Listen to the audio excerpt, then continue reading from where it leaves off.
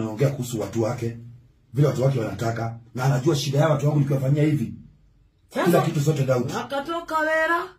Wakapatia deputy. Wamepea mtu ambaye anataka Wamero, wakamue ndovu.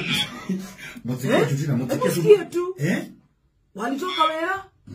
National Park, kukawa na Mount Kenya na other tourist attraction sites ambazo zinaleta hela, zinaleta revenue kwa both national government na pia county government. Your Excellency, watu wa Meru wamelia kwa miaka mingi.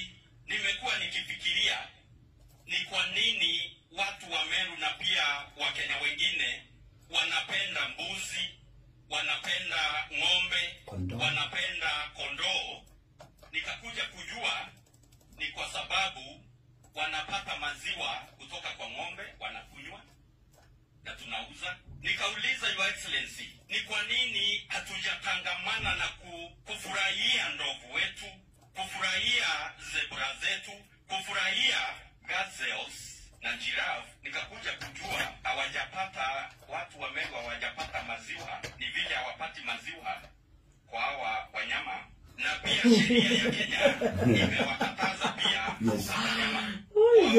Sasa tunaomba utupe ruhusa tuanze kukamua ndovu, tukamue giraffe, tukae wanaota tuteka masheria mnene. Umesikia? So watu wa Meru wakamue ndovu. Unataka kukamua ndovu? Yes, hata vitu kama hipo wazikamue zote kama ziko na maziwa. Maziwa yao inatumika. Si ndio ndovu? I don't know, is it edible? Yes, by the way. I know, is it healthy for human consumption? Of course, Tina. Is it? Maziwa yote iko poa, Tina. Kama wanakunywa hata ya fisi. Na nyoka. Watu hiyo ni watu wa Meru. Watu wa Meru. Watu wa Meru wanataka wapatie ruhusa waweze kukamua ndovu, wakamue giraffe, wakamue gazelles, wakamue simba, wakamue hippo, wakamue fisi. Fisi, yes. Wanataka kukamua wanyama wa pori. Na hata tukamua hata hii inaitwa nini?